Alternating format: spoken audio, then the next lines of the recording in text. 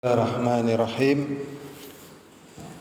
Assalamualaikum warahmatullahi wabarakatuh.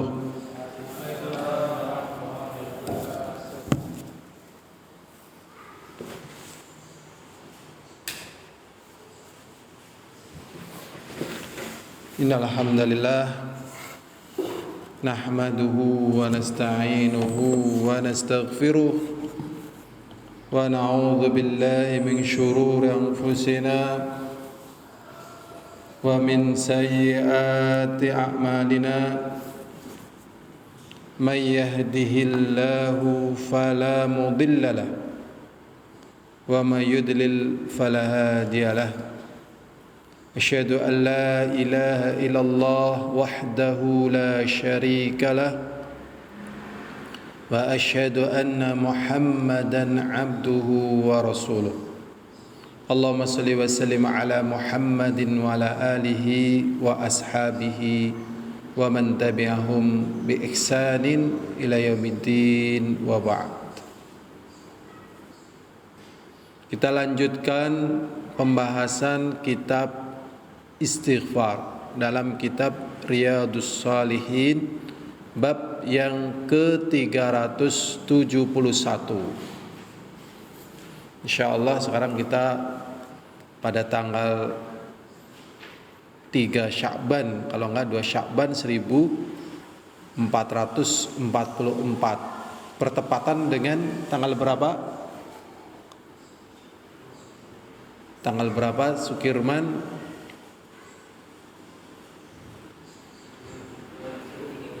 23 Pak Februari 2023, hari Kamis menjelang zuhur. Hadis yang kedua dalam bab ini yaitu hadis yang diriwayatkan oleh Abu Hurairah. Abu Hurairah itu namanya Abdurrahman bin Sakhr Ad-Dawsi. Beliau termasuk mukthirun al-hadith, banyak meriwayatkan hadith. Radhiyallahu anhu, semoga Allah meridainya, berkata,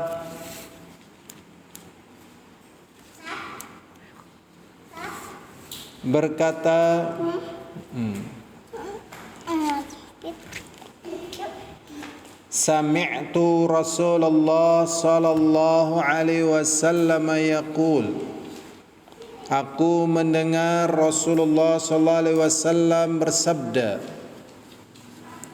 wallahi inni la astaghfirullah wa atubu ilaih fil yaumi akthara min 70 marrah.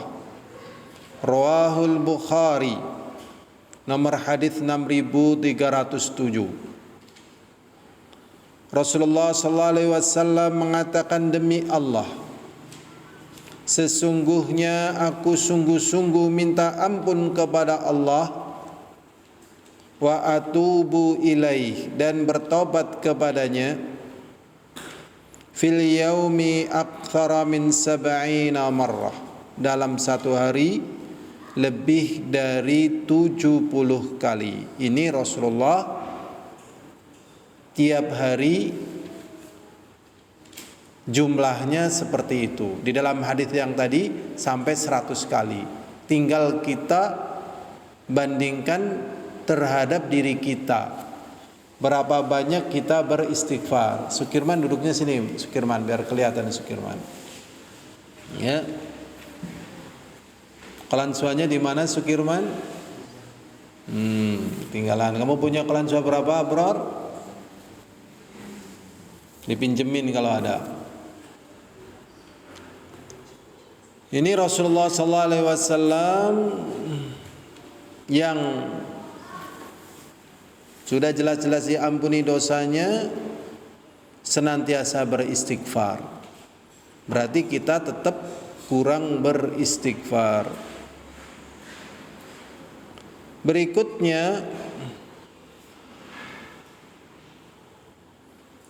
hadis yang diriwayatkan pula oleh Abu Hurairah radhiyallahu taala anhu, beliau berkata Rasulullah sallallahu alaihi wasallam, walladzi nafsi biyadi.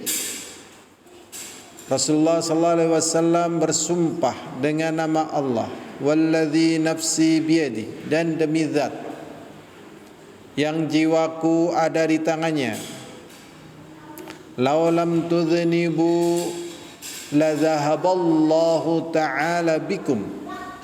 Jikalau kalian tidak melakukan dosa, kata Rasulullah, jikalau kalian tidak melakukan dosa,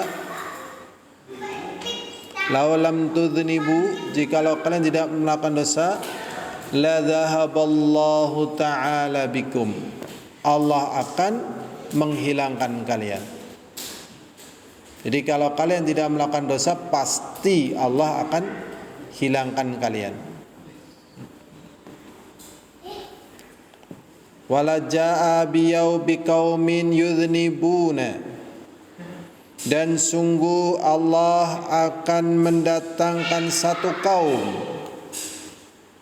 yudhnibuna, yang melakukan dosa, fayastaghfirunallaha ta'ala, maka kemudian kaum itu beristighfar kepada Allah Ta'ala, fayaghfiru lahum, kemudian Allah mengampuni mereka. Berarti simpulannya, tidak ada di dunia ini orang yang tidak melakukan dosa, pasti satu. Yang kedua, kalau orang merasa bersih, berarti dia tidak tahu keadaan dirinya, atau dia tidak tahu hadis-hadis yang menjelaskan pasti berbuat dosa. Jadi di dalam hadis ini faedah yang sangat nampak besar sekali. Pertama, bagi yang melakukan dosa jangan putus asa, karena pasti melakukan dosa, tetapi beristighfarlah kepada Allah, mintalah ampun kepada Allah. Karena kalau tidak melakukan dosa, pasti diganti dengan kaum yang lain. Ini yang pertama. Yang kedua, bagi yang diberi kemudahan oleh Allah beribadah kepadanya, jangan ngaku-ngaku bersih. Jadi yang sering orang kalau rajin beribadah kerasa bersih, rajin ngaji kerasa bersih, padahal pasti berbuat dosa, pasti. Sehingga kita harus ingat, Allah SWT berfirman, wala tuzakku anfusakum wallahu ya'lamu bimanittaqa, dan kalian jangan mentazkiyah, menganggap diri kalian itu bersih. Wallahu ya'lamu bimanittaqa, dan Allah lebih tahu siapakah di antara hambanya yang bertakwa. Berarti di sini kadang orang yang tidak begitu bertakwa kerasa sebagai orang yang paling bertakwa, dan orang yang lebih bertakwa kadang disepelekan karena tidak diketahui oleh orang bahwasanya dia lebih bertakwa. Tetapi yang paling tahu siapa?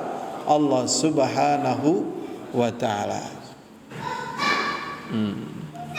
Kita lanjutkan hadisnya. An Ibni Umar radhiyallahu anhuma,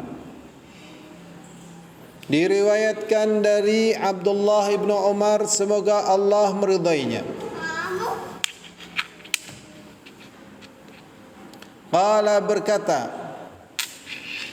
kunna na'udu li Rasulillah sallallahu alaihi wasallam, dahulu kami menganggap di masa Rasulullah sallallahu alaihi wasallam, fil masjidi, fil majalis, dalam satu majelis, al-wahid, satu majelis, mi'atu marrah, Jadi dahulu kami menghitung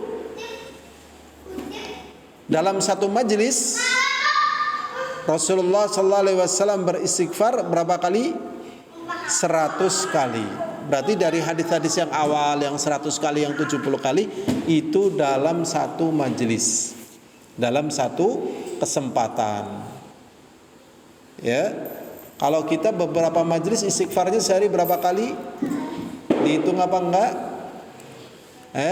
Karena kita jarang istighfar, akhirnya merasa banyak problem, banyak susah, banyak menderita. Karena apa? Jarang istighfar. Jadi kalau orang jarang istighfar, kerasanya bersih. Tapi kalau orang sering istighfar, kerasanya kotor. Jadi dalam satu majelis,